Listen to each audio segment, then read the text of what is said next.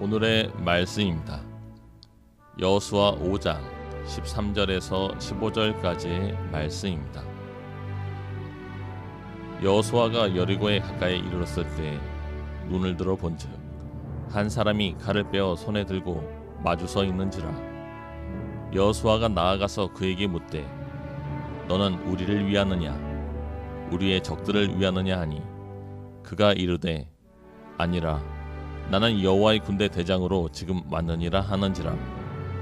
여호수아가 얼굴을 땅에 대고 엎드려 절하고 그에게 이르되 내 주여 종에게 무슨 말씀을 하려 하시나이까.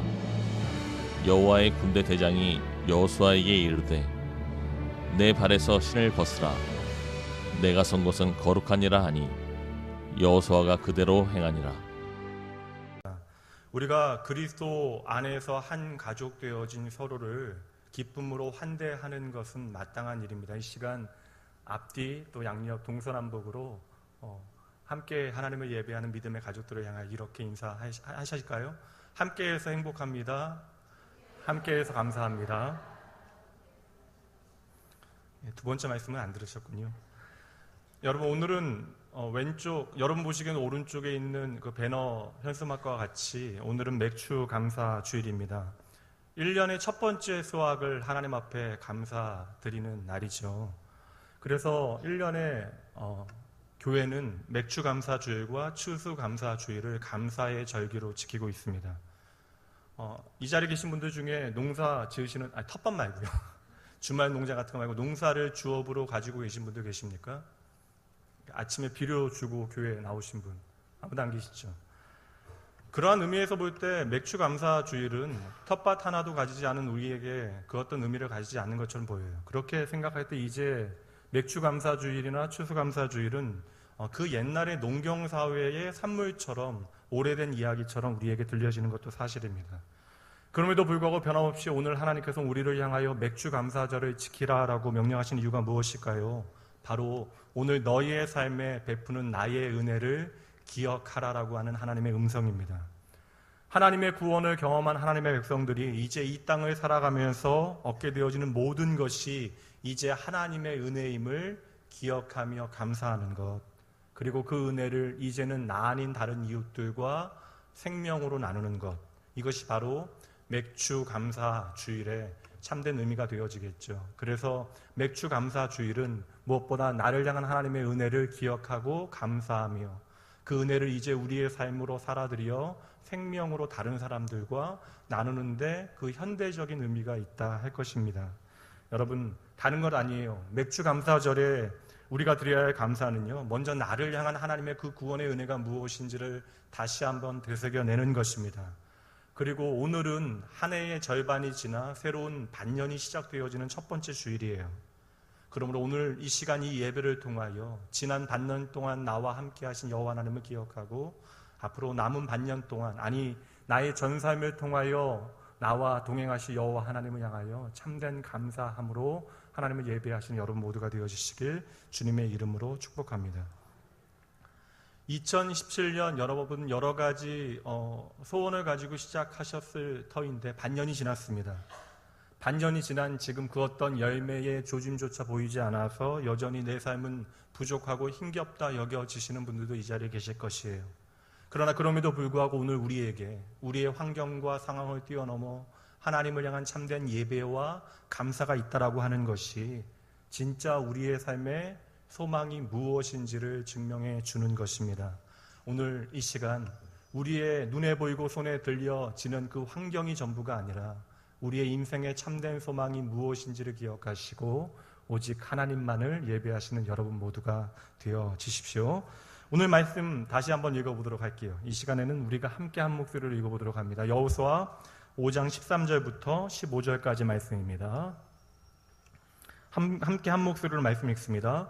여호수아가 여리고로 가까이 이르렀을 때에 눈을 들어 본즉 한 사람이 칼을 빼어 손에 들고 마주서 있는지라.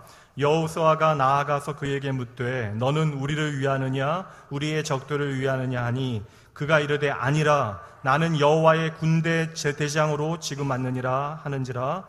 여호수아가 얼굴을 땅에 대고 엎드려 절하고 그에게 이르되 내 주여 종에게 무슨 말씀을 하려 하시나이까? 여호와의 군대 대장이 여호수아에게 이르되 내 발에서 신을 벗으라. 내가 선 곳은 거룩하니라 하니 여호수아가 그대로 행하니라. 아멘. 오늘은 너 하나님의 사람아 18번째 시간 신을 벗고 따르다라고 하는 제목으로 하나님의 말씀, 우리를 향한 하나님의 그 마음이 무엇인지 함께 살펴보도록 합니다. 제가 한 번은 지하철역에서 급하게 지하철을 타려다가 지하철 열린 문을 향하여 돌진하다가 핸드폰을 땅에 떨어뜨리게 됐습니다. 당연히 열심히 달려가던 중에 떨어뜨렸으니 그 핸드폰은 미끄러운 바닥을 열심히 굴러갔어요. 볼링공처럼 굴러갔습니다. 한 10m, 20m 이상 그렇게 굴러간 것 같아요. 근데 들어보니까 감사하게도 핸드폰에 아무 이상이 없더라고요. 그리고 지하철을 탔더니 여러분 핸드폰을 앞뒤로 움직이는 메인 버튼이 홈 버튼이 눌리지 않는 것입니다. 그러니까 10번 정도 누르면 한 번 정도 그냥 간신히 작동을 할까 말까요. 근데 핸드폰이 없다라고 하는 거, 저는 사실 핸드폰을 그렇게 잘 보는 편이 아닙니다. 특정 회사긴 하지만 카카오톡이라고 하는 것도 저는 소리가 안 나게 이제 울림 자체도 보이지 않게 해놨기 때문에 가능하면 핸드폰 때문에 저의 일상이 방해받지 않도록 하려고 노력하는데, 그럼에도 불구하고 핸드폰이 안 되니까요 너무나 답답했습니다. 그래서 그 다음날 아침에 일어나자마자 바로 서비스 센터에 갔는데요. 그런데 담당 엔지니어께서 단 10초 만에 그 핸드폰을 고쳐내셨습니다. 알고 보니까 핸드폰의 앞판이 그 충격 때문에 약간 들린 거예요. 그 들린 핸드폰 사이에 그 홈 버튼이 접촉 불량이 나 버린 것입니다. 그래서 기사님께서 핸드폰을 보시더니 그냥 한번 딱 하니 누르시니까 바로 작동이 되더라고요. 큰 고장도 아니고 돈을 지불한 것도 아니라서 참 다행이긴 했지만 허망하다라고 하는 생각을 해봤습니다. 전날 하루 종일 핸드폰 사용을 하지 못해서 답답하기도 했고, 또 서비스 센터에 가서도 많은 사람들 때문에 번호표를 받고 20분 넘게 기다렸는데 단 증상을 보는데 한 5초 걸렸고요. 고치는 데는 1초도 걸리지 않은 것입니다. 오늘 저와 여러분은 모든 것이 불확실한 시대를 살아가고 있습니다. 우리가 살아가는 이 사회는요, 이 세대는 갈수록 다변화되고 급변하여서 당장 내일에 대하여 자신할 수 없고 한 달 후, 1년 후에 대하여 우리는 장담하지 못하는 그러한 시대를 살아가고 있는 것이죠. 사실 전 아직 연소하기는 하지만 저희 세대만 해도 대학을 졸업하면요 직장을 구하는 것이 그렇게 힘든 세대는 아니었습니다. 그런데 요즘 청년들은 취업 자체가 불확실하여 열심히 노력하여도, 열심을 내어도 눈에 보이는 그 어떤 결과를 만들어내기 참으로 어려운 시대를 살아가고 있죠. 그래서인지 이제 평생 직장이라고 하는 말도 먼 옛날의 이야기처럼 우리에게 들려지는 것도 사실입니다. 그러나 여러분, 우리의 삶의 모든 것이 불확실하면 불확실할수록, 그리하여 오늘 내 손에 잡힌 것이 무엇인지조차 우리가 분별하지 못하는 이러한 시대일수록 그러한 현실 가운데 오늘 우리로 하여금 살아내게 만드는 힘이 무엇인지 믿음의 백성된 우리들은 분명 확인해야 하는 것입니다. 그리고 이 예배의 시간은 하나님을 향하여 우리의 마음을 드리기도 하지만 이 예배를 통하여 진정 우리가 이 세대를 살아갈 수 있는 그 진짜 힘이 무엇인지를 하나님으로부터 확인받기 위하여 이 자리에 우리는 하나님 앞에 앉아 있는 것이죠. 우리는 이것이 바로 믿음의 힘이라고 이야기합니다. 여러분, 믿음의 능력이라고 하는 것은 특정한 사람의 특정한 능력의 이야기가 아니에요. 믿음의 능력이라고 하는 것은 오늘 나의 처지와 나의 능력에 대한 이야기로부터 시작되어지는 것이 아닙니다. 믿음에 대한 모든 이야기는요, 나와 하나님과의 관계로부터 시작되어지는 이야기를 우리는 믿음이라고 말하는 것입니다. 여러분, 오늘 여러분이 내가 가졌노라 이야기하고 있는 그 믿음이 실제 하는 여러분의 삶의 현장 가운데 어떠한 힘을 가지고 있습니까?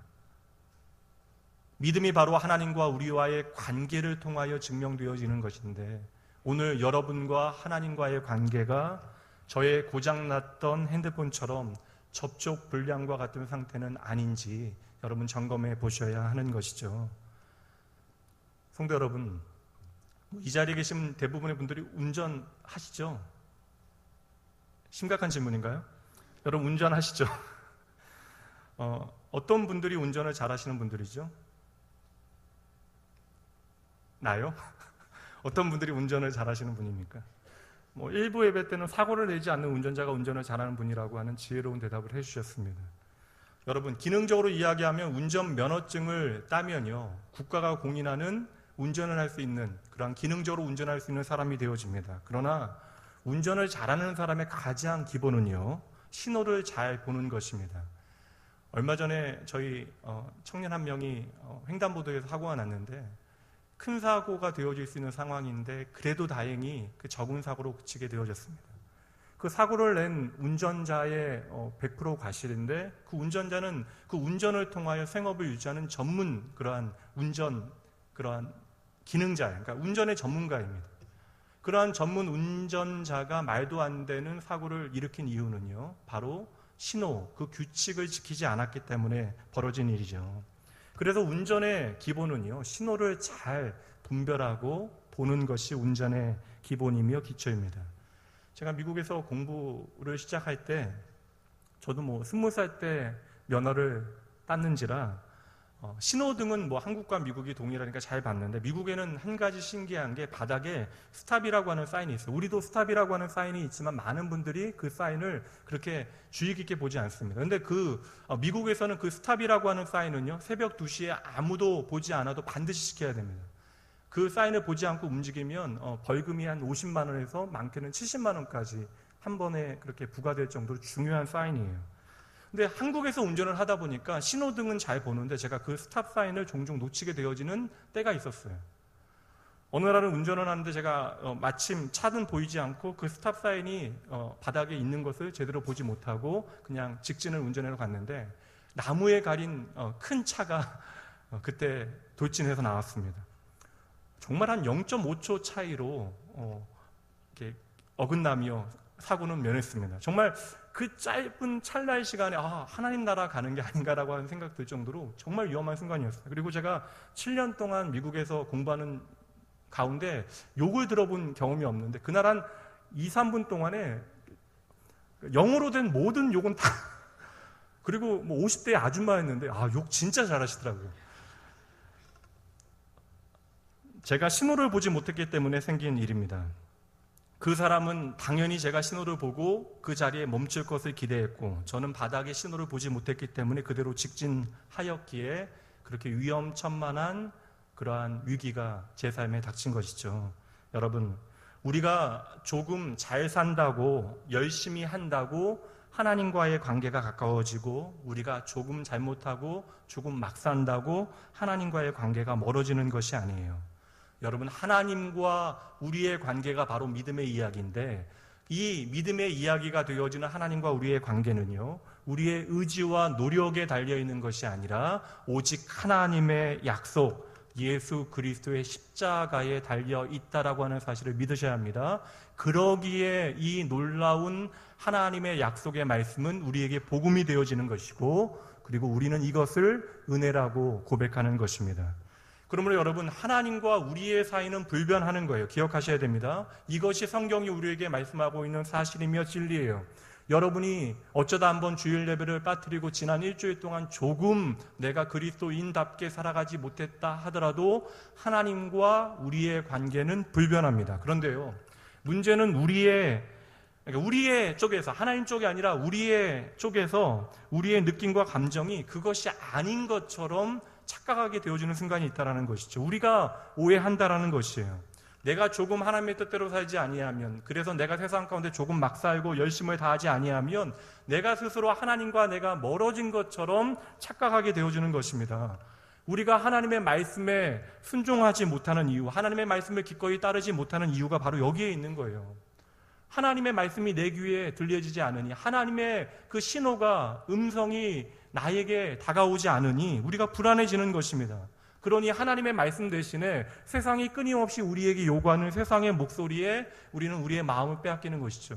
세상은 끊임없이 우리의 인생을 향하여 무엇이라고 독촉합니까? 너 이렇게 살면 큰일 난다는 거예요. 더 열심히 달려야 한다는 것입니다. 더 독해져야 한다는 거예요. 너만 바라보고 살라라고 하는 것이 세상의 목소리입니다. 그러나 하나님께서는 우리를 향하여 자꾸 멈춰서 생각해봐라, 멈춰서 점검해 보라라고 우리에게 신호와 시그널을 주시는 것이죠. 어째 생각하면 우리의 일상을 멈춰놓고 주일에 함께 모여 하나님을 예배하는 것도 우리를 향한 하나님의 신호를 분명하게 우리가 붙잡기 위해 함께 모여 있는 것입니다. 하지만 문제는 무엇이에요? 우리가 그 스탑이라고 쓰여져 있는 하나님의 빨간 신호등, 그 하나님의 시그널을 보지 못하니 멈추지 못하고 질주하며 살아가는 것이죠. 그럼 여러분, 이렇게 세상 가운데 우리가 질주하며 살아가는 것을 통하여 많은 것들을 얻어내고 우리가 평안하고 기쁘면 좋겠는데, 우리가 많은 것을 얻어내도 우리의 마음은 불안하고 없으면 없는 대로 우리의 마음은 처량해지는 것이 바로 세상의 방법이라는 것이에요. 오늘 이 시간에 오늘 본문의 말씀을 나누기 전에 하나님의 신호, 그 하나님의 시그널을 잘 읽어낼 수 있는 좋은 방법 하나 소개해 드립니다. 어찌 보면 이것이 오늘 본문의 말씀의 전체 결론과 같은 것이에요. 그리고 왜 우리는 날마다 하나님의 음성, 하나님의 신호를 잘 보지 못하는가에 대한 해답이 되기도 합니다. 우리 중고등부 전사님께서 만들어 주셨어요. 우리는 너무나 이기적이어서 내 자신에게만 집중합니다. 그리고 내가 원하는 것만 보며 살아가요.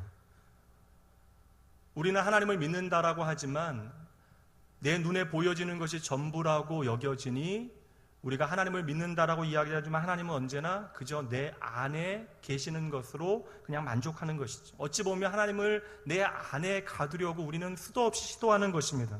그리고 내 인생을 내 혼자 스스로 해결하지 못할 때, 내 인생의 어려운 문제들이 벌어질 그때에만 하나님께서 짠하고 나타나시어 도깨비 방망이를 휘두르셔서 내 인생의 문제를 해결해 주시고는 다시 들어가기를 우리는 원하는 것입니다. 그러니 여러분, 내 눈에 보이는 것은 나밖에 없으니 우리는 하나님의 음성, 하나님의 신호에 집중하지 못하는 것입니다.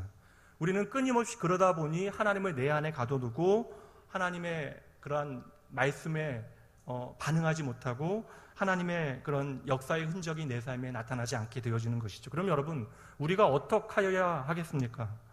사실 이 문제를 해결하는 것은 너무나 쉬운 그런 문제예요.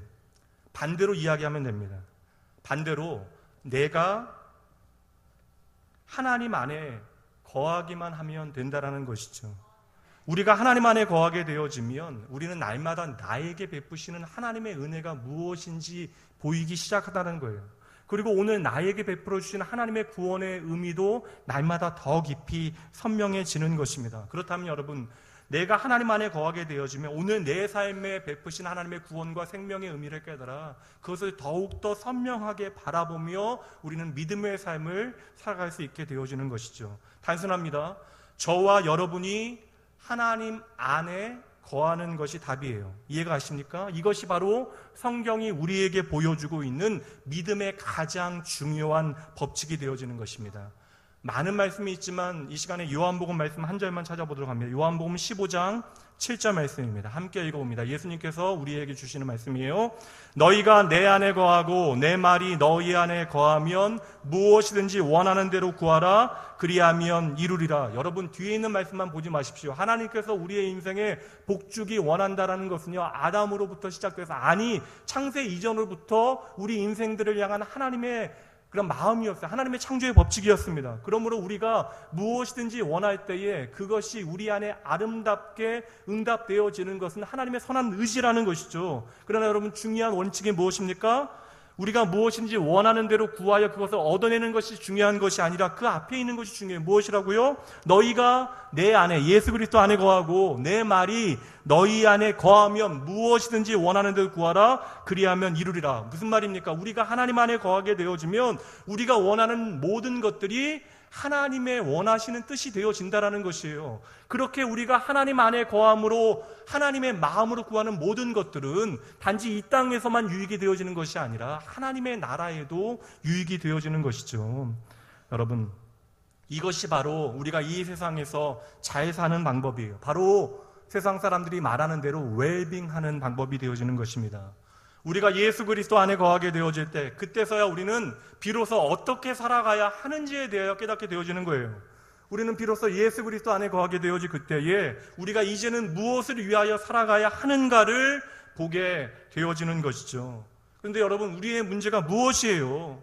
계속 우리가 예수 그리스도 안에 거하기보다는 내 안에 예수 그리스도께서 계시는 것으로만 만족한다라는 것이죠.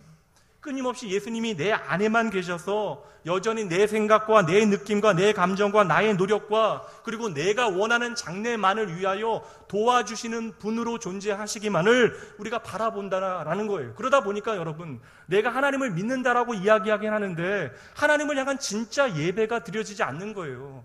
날마다 하나님은 나와 동행하신다 약속하시는데 하나님과의 그러한 동행의 흔적들이 내 눈에는 잘 보이지 않는 것입니다. 내가 하나님 안에 거해야 하는데 내 안에 하나님을 가둬놓기 때문에 그러한 것이죠. 어느새 내 삶의 주인이 내가 되어졌기 때문에 그러한 것입니다. 여러분, 빌립보서 4장 13절 말씀 좋아하는 말씀이시죠? 함께 읽습니다. 내게 능력 주시는 자 안에서 내가 모든 것을 할 수 있느니라. 여러분, 믿음에 대한 중요한 원리를 우리에게 보여주고 있는 말씀이에요. 그리고 많은 사람들이 좋아하는 말씀이기도 합니다. 내가 모든 것을 할 수 있다. I can do it. 여러분, 믿음이라고 하는 것은 내가 모든 것을 할 수 있다라고 외치는 것에서 그치는 것이 아니에요. 여러분, 믿음이라고 하는 것은요, 내가 모든 것을 할 수 있는 이유가 무엇인지를 하나님 안에서 분명하게 깨달아 아는 것. 이것이 바로 믿음이 되어지는 것이죠. 오늘 본문의 말씀은 바로 이 믿음의 원리가 무엇인지를 우리에게 선명하게 보여주고 있습니다. 오늘 본문 말씀 앞에 있는 말씀에 보면 이스라엘의 모든 남자들, 그러니까 전쟁을 치루어야 하는 모든 남자들이 할례를 행하게 되어지는 말씀이 기록되어져 있어요. 당장 여러분, 전쟁을 치루어야 하는 일촉즉발의 상황 가운데 있습니다. 그런데요, 전쟁을 치루어야 하는 모든 군사들이 지금 누워 있다라는 것이에요. 전쟁을 앞두고 모두가 전투력을 상실하게 되어진 것입니다. 여러분, 여호수아가 지혜가 없어서 아니면 어떠한 걱정도 없어서 아니면 판단이 안 되어서 지금 당장 전쟁에 전혀 준비가 되어지지 않는 할례를 행하였겠습니까? 지금 여호수아도 너무나 잘 알아요. 승기를 잡았습니다. 모든 여리고성의 백성들이 두려워하고 있어요. 지금이 바로 진격의 때라고 하는 사실에 대하여 여호수아도 잘 알고 있습니다. 그럼에도 불구하고 여호수아가 멈춘 이유는 단 한 가지예요. 이제는 예수 그리스도 안에 하나님 안에 내가 거하게 되어지므로 내 삶에 보이시는 하나님의 말씀, 내 삶에 들려주신 하나님의 음성, 그 신호가 잘 보여지기 시작한 것이죠. 그래서 여호수아는 그 하나님의 음성, 그 하나님의 신호에 순종합니다. 그런데 문제는 무엇이에요? 순종하고 난 다음에도 내 마음이 답답하다는 거예요. 5일 전에 요단강을 건널 때만 해도 흥분되고 기대되어졌을 거예요. 1장 말씀에 약속한 대로 내가 모세와 함께 했던 것과 같이 너와 함께 하겠다라고 하나님의 말씀이 이제 이루어지는 것 같아요. 이제는 나를 통하여 모세와 같이 일하셨던 그 하나님께서 일하실 것이라는 기대감이 여호수아의 마음에 충만하게 채워졌을 것입니다. 그런데 여러분, 5일이 지나 당장 눈앞에 있는 현실이 무엇이에요? 지금의 현실은 하나님의 말씀에 순종하기는 하였지만 모든 싸워야 하는 군사들이 할례를 받고 신음하며 누워 있다라는 거예요. 이게 여호수아의 눈에 들어오는 현실입니다. 여호수아도 사람이에요. 그 마음이 어찌 답답하지 않고 불안하지 아니하였겠습니까? 13절 말씀 보세요. 13절 앞부분에 보면 여호수아가 여리고에 가까이 왔을 때라고 말씀하고 있어요. 지금 여호수아가 홀로 여리고 성으로 걸어가고 있어요. 근접하고 있습니다. 왜 홀로 여리고 성을 향하여 여호수아가 걸어갔을까요? 지금 가나안 전쟁을 앞두고 있는, 바로 전쟁을 앞두고 있는 대치 상황입니다. 이럴 때 왜 여호수아는 홀로 여리고 성을 향하여 가까이 나아갔을까요? 말씀드린 대로 같이 갈 사람이 없는 거예요. 전쟁을 치러야 하는 모든 남자들은 지금 할례를 행하여서 진 안에서 거하면서 꼼짝도 못하고 있는 상황입니다. 당연히 지도자인 여호수아의 마음에 어떠한 생각이 들겠어요? 만약에 지금 가나안 사람들이 이 모든 상황을 알고 쳐들어온다면 우리는 모두 전멸하겠구나라고 하는 두렵고 조급한 마음이 그에게도 있었겠죠. 그래서 그 조급한 마음에, 초조한 마음에 이스라엘의 리더인 여호수아는 혼자라도 여리고성의 동태를 살펴보려고 아마도 여리고성을 향하여 가까이 나아갔을 것입니다.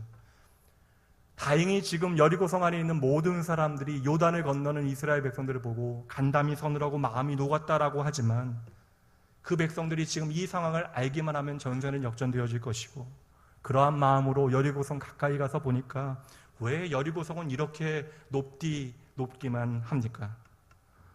시간이 5일이 지났잖아요. 어느새 요단강을 건너며 흥분되었던 그 마음도 가라앉았고요. 이제는 우리가 과연 이 전쟁을 치루어낼 수 있을까라는 염려도 되기 시작합니다. 이것이 바로 인간들의 마음이죠. 이러한 여호수아의 마음을 다른 사람들은 몰라도 하나님은 너무나 잘 알고 계셨습니다. 그래서 여호수아가 시작되어지는 1장 말씀에 하나님께서 지겹도록 여호수아를 향하여 7번씩 말씀하신 것이 무엇이에요? 두려워하지 말라, 마음을 강하게 하라, 담대하라, 내가 너와 함께 할게. 그런데 여러분, 이러한 하나님의 약속의 말씀과 당장 오늘 내 삶의 현실 사이에 괴리가 있잖아요. 이 간격이 너무나 넓어요.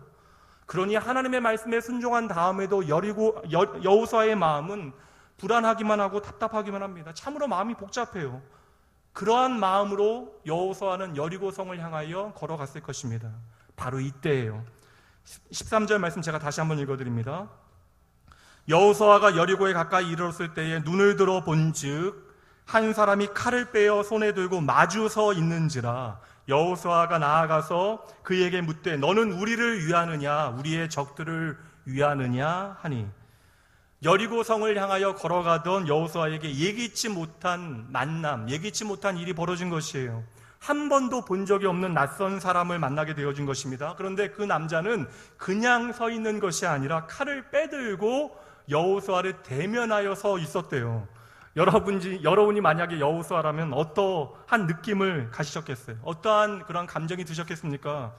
여러분, 오늘도 우리가 만약에 밤길을 거니다가 칼을 빼들고 있는 사람을 만난다면 얼마나 놀라겠어요?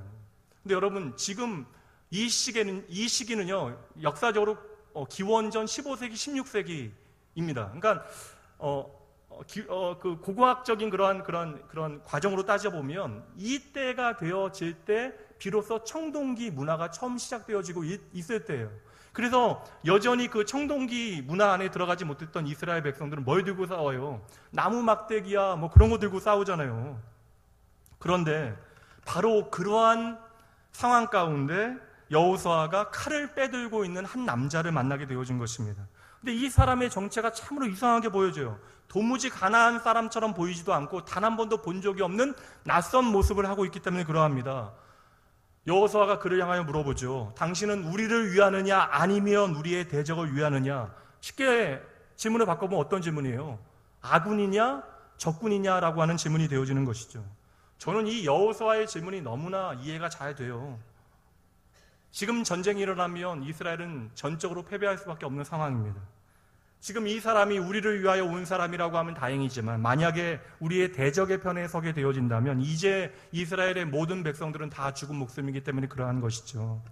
여러분, 오늘 여호수아가 처해 있는 상황을 잘 보세요. 여호수아는 하나님의 사람으로 하나님의 말씀에 순종하였습니다. 그 말씀을 듣고 순종했어요.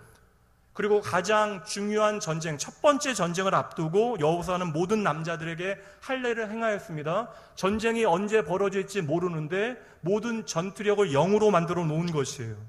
지금 이스라엘 백성들은 전쟁을 앞두고 있는데 스스로 가장 연약하고 가장 고통스럽고 가장 두려운 상태 가운데로 들어가 버린 것입니다. 여러분 잘 보세요. 이 할례를 행한 이유가 뭐냐고요. 바로 하나님께서 여호수아를 통하여 이스라엘 백성들에게 명령하셨기 때문에 지금 이들은 전쟁을 앞두고 할례를 행한 것입니다. 여러분, 오늘도 우리의 삶 가운데 이러한 상황들이 주어질 때가 있어요. 우리가 우리의 삶에 베푸신 하나님의 은혜를 기억하고 허락하신 믿음에 따라 하나님의 말씀에 순종할 때가 있습니다. 그렇다면 여러분, 우리가 하나님의 말씀에 순종했으면 모든 것이 잘 돼야 하잖아요. 닫혔던 문도 열리고 보이지 않던 길도 보여야 하는데 그러한 일은 당장 내 눈에 보이지 아니하고 우리가 좀 더 어려워지기만 한다면 우리 안에는 수많은 생각들이 교차하게 되어지겠죠. 아, 과연 하나님께서 나를 사랑하시기는 하시는 걸까? 내가 하나님을 향하여 드렸던 그 순종이 무엇인가 잘못된 것은 아닐까?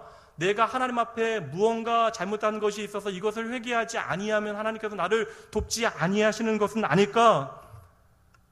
그러나 여러분, 가장 먼저 하나님께서 우리에게 순종을 요구하신 이유가 무엇인지 한번 생각해 보세요. 많은 성도들이 하나님을 향한 순종을 우리의 의무로만 생각합니다. 그러니 그 순종이 우리에게 때때로 무겁게 여겨지는 것이죠. 그러나 여러분, 하나님께서 하나님을 향한 하나님의 사람들의 순종이 필요한 분이에요. 하나님은 지극히 크신 분이시잖아요. 전능하신 분이시잖아요. 하나님께서 그 좋을 손이 없어서 우리의 순종이 필요한 분이십니까? 아닌데도 불구하고 오늘 우리에게, 저와 여러분에게 하나님께서 순종을 요구하는 이유가 무엇이겠냐고요. 여러분 잘 생각하셔야 됩니다. 하나님은 순종을 아무에게나 요구하시지 않습니다. 하나님께서 오늘 저와 여러분에게 순종을 요구하시는 이유는요, 우리가 하나님의 자녀이며 하나님의 백성이 되어지기 때문에 그러한 것이죠. 그러므로 여러분, 우리에게 하나님의 부르심이 있고 하나님의 순종의 요구가 있다라고 하는 것은 그 자체로 하나님의 무한한 은혜라고 하는 사실을 기억하셔야 하는 것이죠. 여러분, 오늘 하나님의 명령은요, 세상적인 지혜와 전쟁의 병법을 따르면 말도 안 되는 거예요. 전쟁을 앞두고 있는데 군사력을 0으로 만들어 버립니다.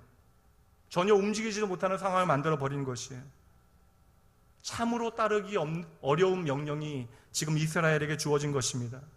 이 일은 첩자나 적들이 행하여야 하는 것이지 그 군대의 수장이 행할 일은, 대장이 행할 일은 절대 아닙니다. 그럼에도 여호수아가 이 하나님의 명령에 순종한 까닭은 바로 당장 내 눈앞에 있는 전쟁보다도 하나님과의 관계가 더 중요하다라고 하는 확신이 그에게 있었기 때문에 그러한 것이죠. 그런데 여러분, 그 순종의 결과가 무엇이에요? 여호수아가 더 두려워할 수밖에 없는 상황이 펼쳐지고 있다는 거예요. 모든 상황은 더 힘겹게만 보여집니다. 전투를 앞두고 모든 장정들은 누워만 있어요. 회복되어질 날만은 기대하고 있는 것입니다. 그리고 여호수아는 한 민족의 지도자로서 이 상황에 대하여 책임을 져야 하는 것입니다. 지금 이스라엘 백성들이 4일 전에 요단을 건너고요, 6월절을 지키고 이제 5일째가 되어졌어요. 할례를 받은 지 이제 4일이 지나간 것입니다. 아시는 분은 아시겠지만 특별히 이렇게 진통을 이길 수 있는 진통제가 따로 있는 것도 아니고 다른 게 있는 게 아니잖아요. 아마 고통이 최고조에 이를 때가 바로 이때였을 거예요. 장막마다 신음하는 소리들이 가득 채워져서 여호수아는 그 소리를 들을 수 없어서 밖에 나온 것일 수도 있습니다. 여호수아는 지금 하나님의 말씀에 순종한 결과에 대하여 엄청난 부담과 걱정을 안고 있었을 거예요. 여러분, 그 마음이 얼마나 답답했겠습니까? 순종했더니 당장 없던 길이 내 눈앞에 보여진 것이 아니라 도리어 근심과 걱정이 생겨났다라는 것이죠.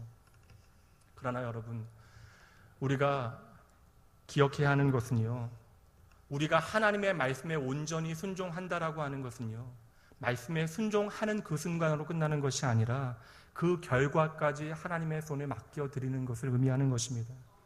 우리가 순종하는 그 순간과 그 결과까지 하나님의 손에 온전히 맡겨드릴 때 그것이 바로 하나님께서 기뻐하시는 순종이 되어지는 것이죠. 우리가 어떠한 믿음의 결단들을 내리게 되어질 때가 있을 거예요. 그때 우리는 많은 고민들을 하게 되어집니다. 우리가 하나님의 말씀의 은혜를 받고 그 말씀대로 살아가기로 결정한 다음 그 말씀에 순종하는 삶을 살아가게 되어지면 때로는 손해를 보게 되어지는 때가 있습니다. 내 힘에 부치고 힘을 소진하게 되어지는 때도 있고 더 많은 신경을 써야 할 때들도 우리의 삶에는 생겨나는 것이죠. 그러므로 오늘 여호수아의 긴급한 질문, 이것은 우리랑 똑같은 질문이에요. 오늘 우리도 하나님을 향해 이러한 질문을 드릴 수 있다는 거예요. 하나님, 내 편이에요? 아니면 제 편이에요?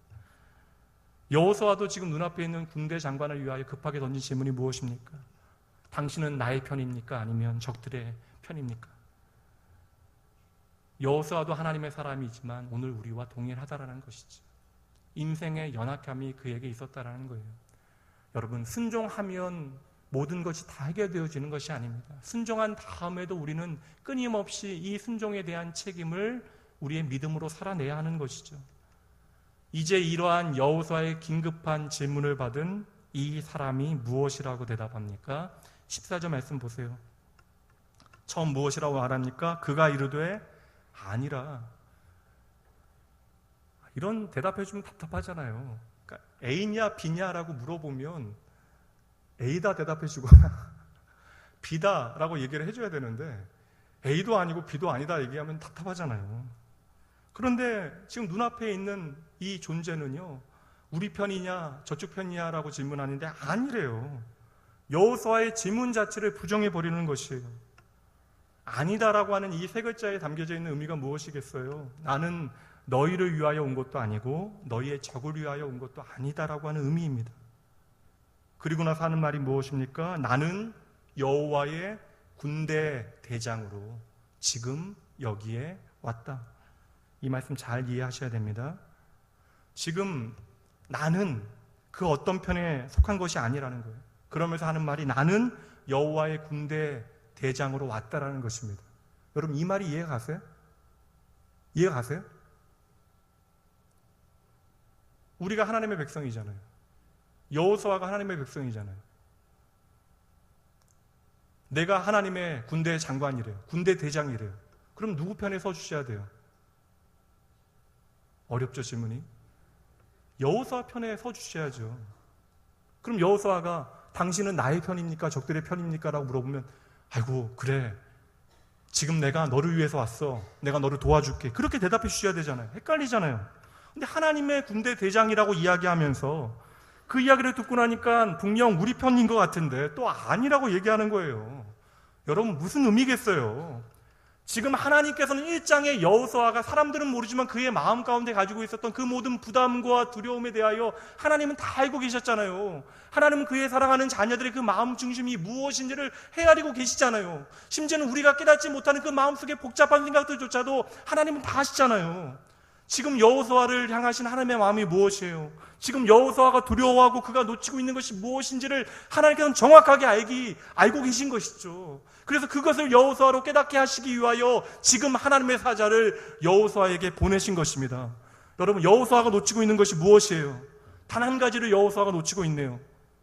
내가 하나님의 사람이고 하나님의 말씀에 순종하여야 한다는 사실에 대하여 알고 있어요. 근데 그 순종 다음에 여호수아가 무엇을 놓쳤습니까? 왜 두려워하고 있어요?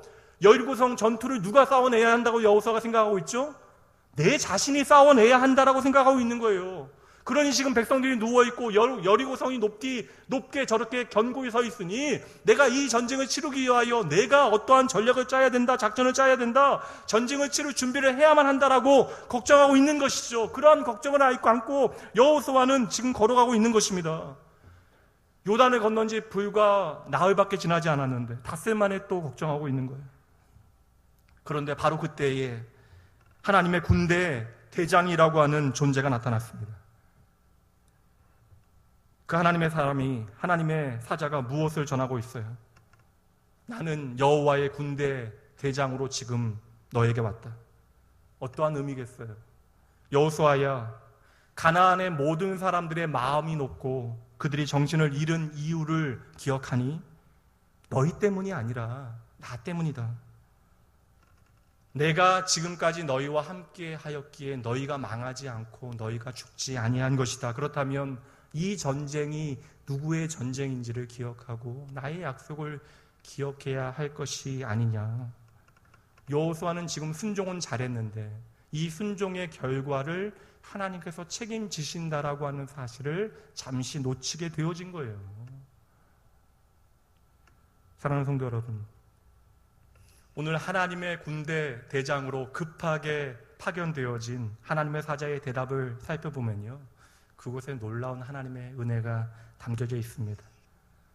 우리 생각에는요, 하나님께서 내가 원할 때에 나를 찾아와 주셔서 나를 위하여 구체적인 도움을 주셔야 내가 살아낼 것 같아요. 그렇게 나를 도와주셔야 나의 장래의 문제가 해결되어지고 사람들과의 갈등의 문제가, 나의 건강의 문제가, 나의 경제적인 문제가, 나의 가정의 문제, 자녀의 문제가 해결되어질 것처럼 여겨집니다. 근데 오늘 하나님의 말씀에 순종을 다하고 있는 여호수아의 질문에 하나님의 사자는요, 나는 누구의 편도 아니다 라고 이야기합니다. 나는 바로 하나님의 편이다 라고 하는 사실을 우리에게 말씀해주고 있는 것이죠.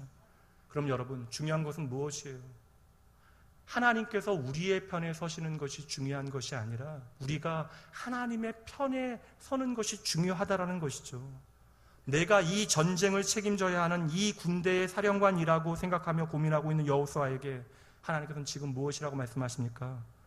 네가 아니라 내가 이 전쟁의 주관자, 너희들의 대장이다라고 말씀해 주시는 것이에요. 무슨 말씀이에요? 걱정하지 말라라는 것이죠. 얘야, 이 전쟁 네가 혼자 작전 짜고 네가 치러내야 하는 전쟁 아니다. 네가 지휘관이 되어져서 혼자 다 싸워내야 하는 전쟁이 결코 아니다. 이 전쟁 내가 해야 하는 전쟁이다. 내가 너에게 약속했잖니. 그러니 쓸데없는 염려, 걱정하지 말아라. 여러분, 비단 이 음성이 여호수아만을 향한 음성이겠어요? 오늘 저와 여러분을 향한 하나님의 음성일 수는 없는 것입니까? 간단히 정리해보면 여호수아가 이제까지 자신이 치러내야 할 전쟁을 어떻게 해야 할까 염려하며 두려움 가운데 지금 편두통까지 생겨서 머리가 깨질 지경이었는데 갑자기 하나님께서 나타나셔서 야, 이 전쟁은 내 거다. 내가 할 거다라고 말씀해주고 계신 거예요. 아까만 해도 내 마음이 염려 가득해서 이 군대 대장을 보고 당신은 내 편입니까? 아니면 저쪽 편입니까? 라고 질문이나 했던 여호수아는 그때서야 이 말씀을 듣고 깨닫게 되어진 것이죠. 그리고 그가 한 행동이 뭔지 보세요. 14절에 이제 중반절 말씀해 보시면 땅에 얼굴을 대고 엎드려 절하고, 이것을 오늘의 단어로 바꿔보면, 두 글자로 바꿔보면 우리는 예배라고 이야기하는 거예요. 하나님이 어떠한 분이신가를 깨달은 사람만 땅에 엎드려 그분만을 높여드리는 진짜 예배자가 되어지는 것입니다. 진짜 예배자로 하나님 앞에 엎드린 여호수아가 이제 두 번째 중요한 질문을 던지는데요. 첫 번째 질문은요, 세상의 사람들, 그 마음의 두려움 가운데 눈에 보이는 것이 전부인 양 살아가는 사람들이 던질 수밖에 없는 질문이라면, 두 번째는 하나님의 사람, 믿음의 사람이 던지는 질문입니다. 그 질문이 무엇이에요? 내 주여, 종에게 무슨 말씀을 하시려 하십니까? 여러분, 얼마나 다른 질문이에요. 이러한 질문이 오늘 저와 여러분에게 필요한 질문입니다. 주님, 오늘 저에게 요구하시는 것이, 원하시는 것이 무엇입니까? 하나님, 내가 듣겠나이다. 이제 옳은 질문에 대하여 이어지는 15절의 말씀 보도록 하시죠. 함께 읽습니다. 여호와의 군대 장관이 여호수아에게 이르되 내 발에서 신을 벗어라. 내가 선 곳은 거룩하다.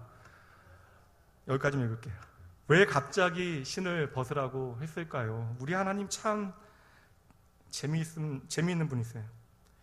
여러분, 할례 꼭 지금 안 해도 되잖아요. 물론 뒤에는 깨닫게 되어집니다. 할례가 가지고 있는 의미와 또한 이러한 일들을 통하여 하나님께서 행하시고자 하는 하나님의 마음을 뒤에는 깨닫게 되어지지만, 이러한 명령이 주어질 때는 도무지 이해할 수 없어요. 갑자기 전쟁을 앞두고 할례를 행하라고 말씀하시고는 이제 갑자기 신발을 벗으래요. 근데 여러분, 어디서 많이 본 것 같지 않아요? 이 명령은 여호수아에게만 주어진 명령이 아닙니다. 이 말을 듣게 되어질 때 우리는 출애굽기 초반에 모세의 모습을 떠올리게 되어집니다. 40년 동안 자신을 잃어버리고 광야의 먼지와 같이 그 어떤 소망도 없이 살아가던 모세에게 나타나신 하나님께서는 동일하게 명령하십니다. 모세야, 네 발에서 신을 벗으라. 네가 선 곳은 거룩한 땅이다. 여러분, 어떻게 거룩한 땅이 되어질 수 있냐고요. 미디안 광야에서 모세는 이미 40년 동안 그 땅을 수천 번, 수만 번 밟고 지나다녔습니다. 아무것도 보이지 않는 그 땅이 갑자기 왜 거룩한 땅이 되어지냐고요. 갑자기 불타는, 나무는 타지 않으나 불에 타고 있는 그러한 신기한 나무가 생겨났기 때문에 거룩한 땅입니까? 내 눈에 보이는 그 어떤 기적 때문에 그 땅이 거룩한 땅이 갑자기 되어진 것이에요? 여러분, 그 땅이 거룩한 이유는요, 하나님께서 그 땅에 거하여 계시기 때문에 그러한 것이에요. 이제 모세가 자신의 영적인 눈을 들어 나와 동행하시는 이 땅의 주인 되신 여호와 하나님을 대면하여 보았기에 이 땅이 거룩한 땅이 되어진 것입니다. 여러분, 모세가 이제 내 삶에 그 어떤 소망이 없다라고 생각할 바로 그때, 그리고 오늘 말씀에 여호수아가 적들이 오면 어떻게 하나, 우리는 다 죽을 수밖에 없다라고 걱정하고 염려하고 있는 바로 그때, 그 지금 하나님께서는 그때에 그들에게 나타나 말씀하십니다. 이 땅은 나의 땅이다. 내가 지키는 땅이다. 오직 나의 백성만이 이 땅에서 나와 함께 할 수 있다라고 말씀해 주시는 것이죠. 여러분, 이보다 더 확실한 약속이 어디 있겠어요? 반드시 내가 너희를 지킨다. 기억하렴. 너희는 내가 지키는 나의 백성이다. 너희를 해할 수 있는 자는 이 땅에 누구도 없다. 우리는 하나님께 온전히 순종하는 그 순간 이 하나님의 음성을 듣게 되어지는 거예요. 하나님은 날마다 이 음성 우리에게 말씀해 주시는데 내가 주인 되어 살아갈 때는 이 하나님의 음성 들리지 않아요. 그러나 우리가 하나님의 음성에 순종하며 살아가게 되어질 때 비로소 우리는 나에게 말씀하시는, 내가 책임질게, 내가 너와 함께 할게 말씀하시는 그 하나님의 음성을 듣게 되어지는 것이죠. 여러분 기억하셔야 됩니다. 하나님께서는 우리에게 순종을 대가로 해서 무언가를 주시겠다라고 조건을 거시는 분이 아니세요. 내가 순종할 그때에만 나에게 무엇인가를 허락하시고 나와 동행하시는 분이 아니십니다. 도리어 내가 하나님을 멀리 떠나 저 바다 끝에 거하여 있을 그때에도 나보다 먼저 그곳에 가기 위해서 나를 기다리시는 분이 바로 나의 하나님 되세요. 지금 나와 함께 하신 하나님, 그 하나님 여러분 만나셔야 합니다. 그래서 하나님께서는 우리가 그 잊어버릴까 봐 하나님의 이름을 임마누엘, 자기 백성과 함께 하신 하나님, 오늘 저와 여러분과 함께 하시는 하나님이라고 말씀해 주시는 거예요. 오늘 그 하나님께서 저와 여러분을 향하여 지금 내가 여기에 있다라고 말씀해 주십니다. 지금이라고 하는 단어가 중요해요. 지금 여호와 하나님께서 저와 여러분들 가운데 함께 계십니다. 여호수아는 하나님의 약속의 말씀을 믿고 그 말씀에 믿음으로 순종합니다. 그런데 당장 눈에 보이는 것은 뭐예요? 그 현실은 무엇입니까? 하나님의 약속의 말씀이 있기는 하지만 눈앞에는 높은 내가 결코 극복하지 못할 것처럼 여겨지는 여리고성이 견고하게 서 있잖아요. 왜 하나님께서는 가장 강한 성을 첫 번째 전쟁의 대상으로 삼아 놓으셨을까요? 그리고 막상 싸워야 하는 군사들조차도 지금 모든 전투력을 잃어버리고 누워 있습니다. 여러분, 하나님께서 진짜 우리에게 순종을 요구하는 때가 언젠가 보세요. 내가 그 순종을 넉넉하게 감당할 수 있을 때, 내가 조금만 노력하면 그것을 할 수 있을 때 우리에게 온전한 순종을 요구하실까요? 아니에요, 여러분. 내가 그것을 도무지 할 수 없다라고 여길 때 때로는 하나님께서 우리에게 온전한 순종을 요구하시는 것입니다. 왜요? 우리 힘들게 하시려고요? 왜 가진 것 없는 여호수아에게 신을 벗으라고 말씀하십니까?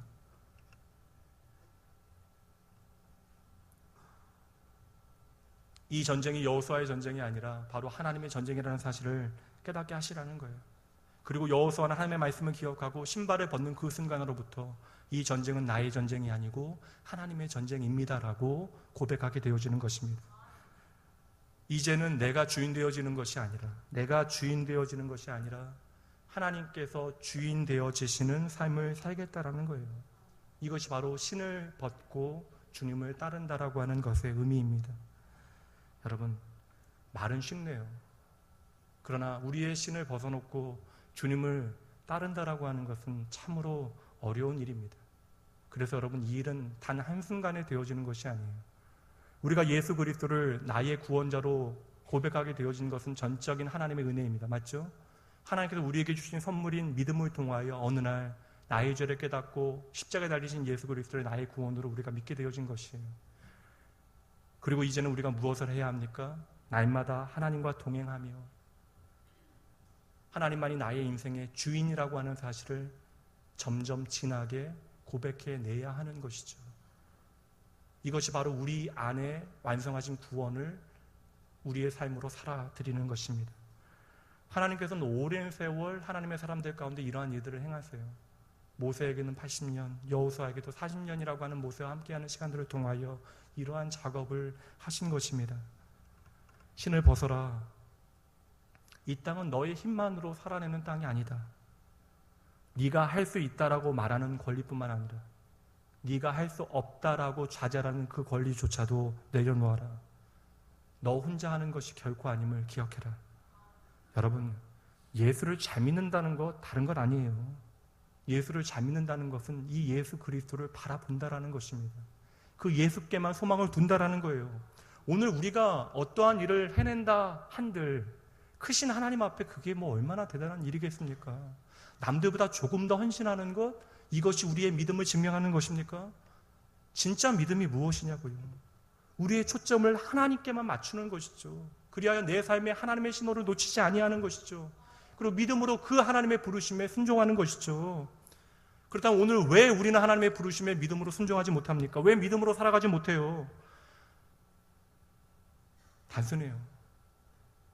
우리는 날마다 내가 주인 되는 삶을 살아가고 있기 때문에 그래요. 그러다 보니까 우리가 하는 얘기는 뭐예요? 날마다 하나님께서라고 이야기해야 되는 우리의 인생이 날마다 내가 하며 살아가다 보니 하나님께서 주인 되시는 삶을 살아들이지 못하는 것이죠. 나의 신을 벗어놓고 도무지 주님을 따를 만한 염두가 나지가 않는 거예요.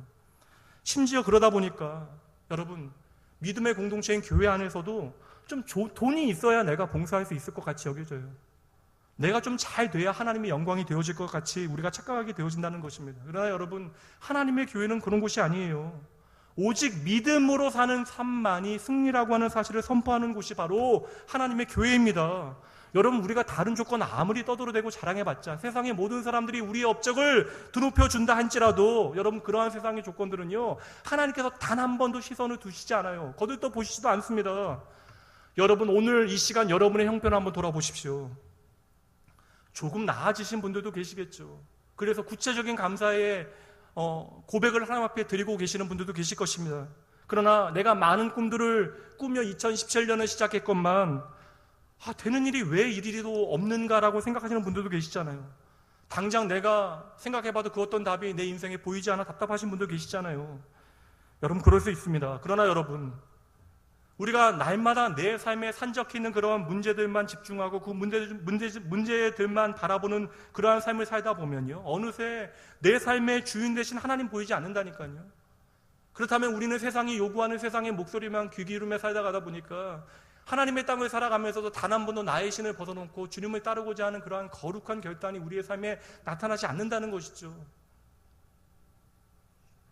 여러분, 우리가 예수를 믿는다라고 고백하는 것은요, 적어도 나의 인생 가운데 나의 신을 주님 앞에 벗어드린다라고 하는 것을 의미하는 거예요. 그리하여 지금 주님께서 나의 대장 되시도록 해야 하는 거예요. 주님만을 따르겠다라는 결단을 내가 벗어놓은 신을 통하여 증거해내야 하는 것입니다.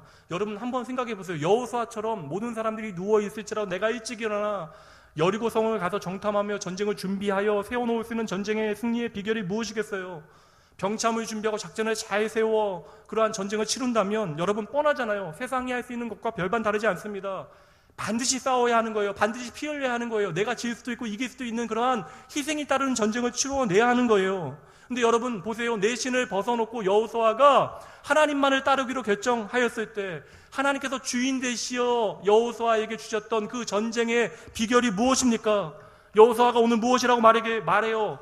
주님, 내가 여기 있습니다. 내가 주님의 음성 듣겠습니다. 종에게 말씀하여 주시옵소서. 그때 주님께서 여호수아에게 주신 승리의 비결이 무엇입니까? 무엇이었어요, 여러분? 그냥 성을 돌기만 하라는 거예요. 말도 안 되잖아요.